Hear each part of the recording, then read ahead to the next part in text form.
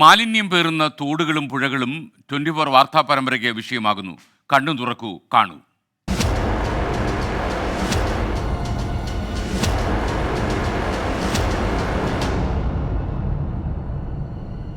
കോടികളുടെ പദ്ധതികൾ പ്രഖ്യാപിച്ചിട്ടും മാലിന്യം നിറഞ്ഞ് fort Kochi Rameswaram canal 5.8 kilometre കനാലിൻ്റെ പകുതിയിലധികം ഇപ്പോൾ മാലിന്യമാണെന്നാണ് മനസ്സിലാക്കുന്നത്.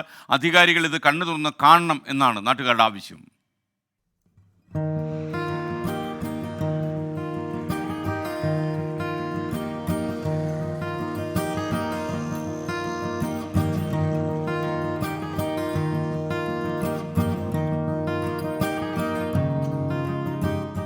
വിനോദസഞ്ചാരികളുടെ പറുദീസയാകാൻ തയ്യാറെടുക്കുന്ന പശ്ചിമ കൊച്ചിയിൽ ചീനവലകൾ മാത്രമല്ല, സഞ്ചാരികളുടെ മനം മടിപ്പിക്കുന്ന കാഴ്ചകളും ഏറെയുണ്ട്.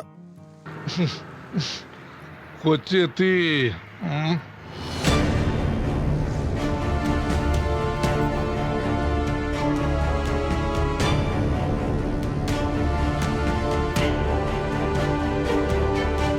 ജലം ജീവന്റെ ഉറവിടം. Kerala irrigation and water conservation act പ്രകാരം തോട്, കനാൽ, നദി ഇവയിലേക്ക് മലിനജലം ഒഴുക്കുന്നതോ ഖരമാലിന്യം നിക്ഷേപിക്കുന്നതോ കുറ്റകരമാണ്. Kerala irrigation and water conservation ordinance 27/2017 പ്രകാരം ജലസ്രോതസ്സുകൾ മലിനമാക്കുന്നവർക്ക് 3 വർഷം വരെ തടവോ 2 ലക്ഷം രൂപ പിഴയോ ഇവ രണ്ടും ഒരുമിച്ചോ ശിക്ഷ ലഭിക്കാവുന്നതാണ്. ഒപ്പ് സെക്രട്ടറി, കൊച്ചി മുനിസിപ്പൽ കോർപ്പറേഷൻ. ചുള്ളിക്കലുള്ള ഒരു ബോർഡാണ് കോർപ്പറേഷൻ്റെ. ഈ ബോർഡിന് സമീപത്തൊരു തോട് ഒഴുകുന്നുണ്ട്. അത് ഒഴുകുന്നില്ല, ഒഴുക്ക് നിലച്ചിരിക്കുകയാണ്. ആ തോടിൻ്റെ അവസ്ഥ എന്താണ് എന്നൊന്ന് കാണാം.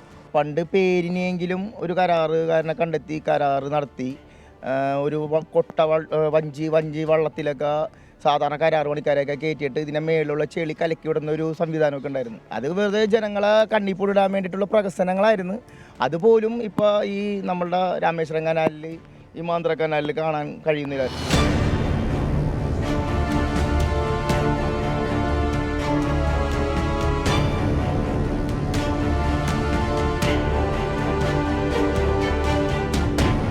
രാമേശ്വരം കനാലിലൂടെ ഒഴുകി അറബിക്കടലിലെത്തിയ കോടികൾക്ക് കണക്കില്ല. എന്നാൽ കോടികളൊന്നും കനാലിനും പ്രദേശവാസികൾക്കും ഒരു ഗുണവും ചെയ്തിട്ടില്ല. 96 മുതൽ കോടിക്കണക്കിന് രൂപയാണ് ഇതിനു വേണ്ടിയിട്ട് ഇതിൻ്റെ ശുചീകരണത്തിന് നടക്കുന്നത്. ഇത് പലപ്പോഴും നടക്കുന്നത് ഇതിൻ്റെ ശുചീകരണത്തിൻ്റെ ആഴത്തിലുള്ള ശുചീകരണം നടക്കുന്നില്ല എന്നുള്ളതാണ്. ഈ കനാലിൻ്റെ ആഴത്തിലുള്ള ശുചീകരണം നടക്കുകയാണെങ്കിൽ തന്നെ കൊച്ചിയുടെ ഏതാണ്ട് വെള്ളക്കെട്ടിന് ഒരു ശാശ്വതമായിട്ടുള്ള രീതിയിലുള്ള ഒരു പരിഹാരം കാണാനായിട്ട് സാധിക്കും. കനാലിൻ്റെ ആഴം കൂട്ടണം, ഇരുവശങ്ങളും കമ്പിവേലി കെട്ടണം. ഇതിനെല്ലാം അപ്പുറം മാലിന്യം കനാലിലേക്ക് വലിച്ചെറിയില്ലെന്ന് പ്രദേശവാസികൾ തീരുമാനിക്കണം.